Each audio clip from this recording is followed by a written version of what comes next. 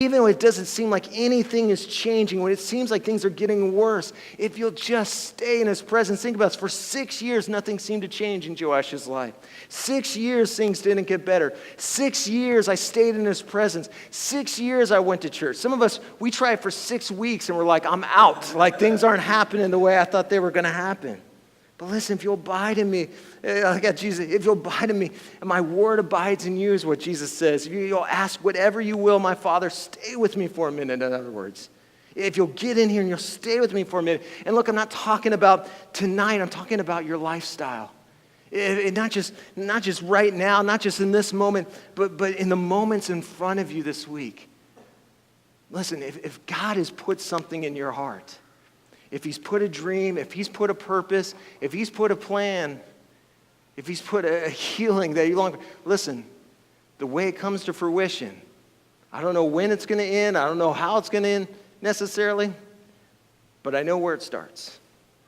It starts getting in his presence. It starts with not trying to get his attention, but set our attention on him.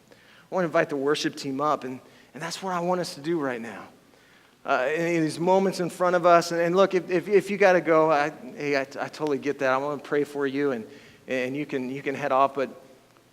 But for others of you, if you come in here tonight and you sit there and you say, man, there's something in me, like God has placed a dream in me, God has placed a hope in me, God has placed a purpose in me, God has placed this desire for this desperation, if you will, for a healing in me. Look.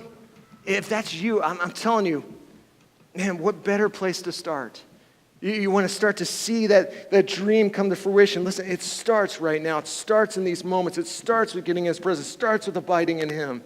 It starts with worshiping our God. And so that's what I want us to do in these moments in front. And so like I said, I'm going to pray for you, and I'm going to invite you to stand and worship. And like I said, if you got to go, that's great, but I encourage you just if you could kind of be respectful of those that are kind of lingering around and just wanting to worship. And I encourage you as they're worshiping, as they're singing, man, make some space. We're going to dim the lights a little bit. These altars be open. If you need somebody to pray with you, I'd love to pray with you. But we're going to believe that God's going to do something here tonight. God's going to work. God's going to bring some healing into some of your lives. God's going to start to really begin to grow a dream and birth a new direction maybe in your situation, your circumstance tonight. Even as you worship, that God would begin to speak into your situation. God would begin to speak into your circumstance. God would begin to speak even into your depression or your hurt. You'd find some healing. You'd find some hope. Let's pray. Father God, we do just come to you, God.